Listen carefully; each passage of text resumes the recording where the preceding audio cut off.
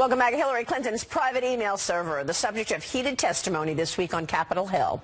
FBI Director James Comey pushed back against claims that the agency's decision to not recommend politics. He said after the politics is over, you can take a fresh look at it. I want to take a fresh look at it now, and I want you to tell me if this conduct does not warrant prosecution, what does? And could a President Clinton do what a Secretary of State Clinton did? And if not, why not?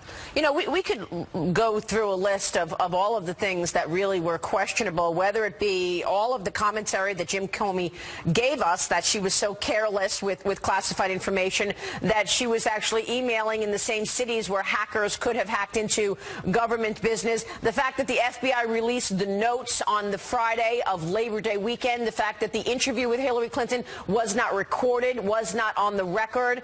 But what do you find most problematic throughout all of your reporting and investigating?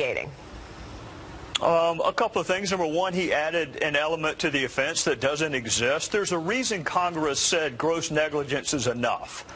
There's a reason Congress said you don't have to prove a specific intent to injure the United States. We don't want grossly negligent people handling classified information. So he reads an element into the offense, and then I thought he conceded last week that I was right. Even if you have that element, you prove it by showing that the person made an effort to conceal, that they lied, that they went to great lengths to withhold their conduct, all of which exist in this case. So I disagree with his analysis of the statute, but even if he's right, he's still wrong with the conclusion that he reached. Look, we know that 2 days before Hillary Clinton did that interview with the FBI, her husband was on the private plane of Loretta Lynch having a conversation.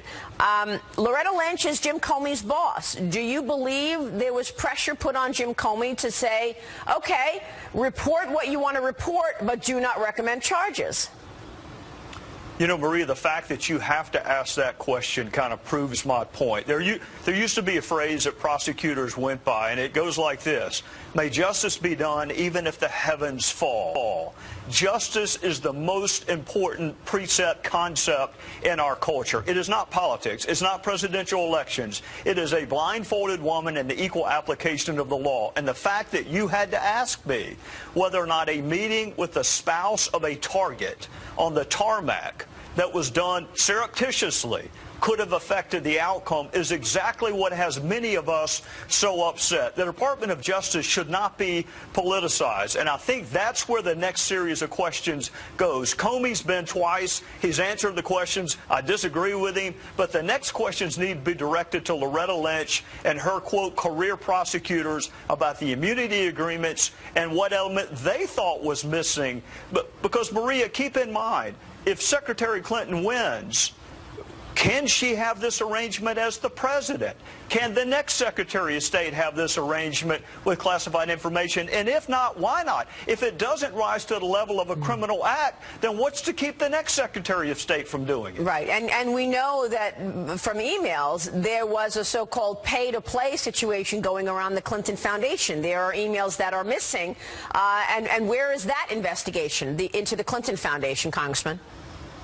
It's the same place the perjury investigation is. It's the same place the IRS investigation is. It's at the Department of Justice. And I know that your viewers get frustrated with Congress because they want to know what's next.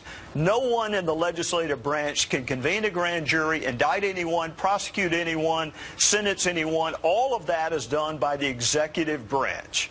So if you are tired of a politicized Department of Justice, you need to replace that Department of Justice. And that's what the jury gets to do on November the 8th.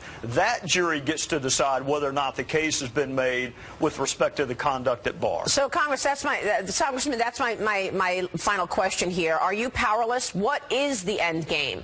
Are you going to be able to do anything? There are 38 days left until the election. Hillary Clinton may be the president, and then does this just go away?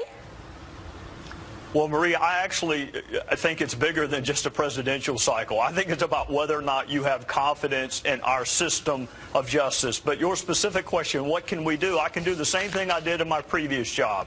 I can lay out the facts and the evidence for the jury and let them decide whether or not they think this person is qualified to be the leader of the free world, with all of the false statements, with all of the concealment, the false exculpatory statements, whether or not we as a nation think that that person should pick the next Attorney General, whether that person should pick the next Secretary of State.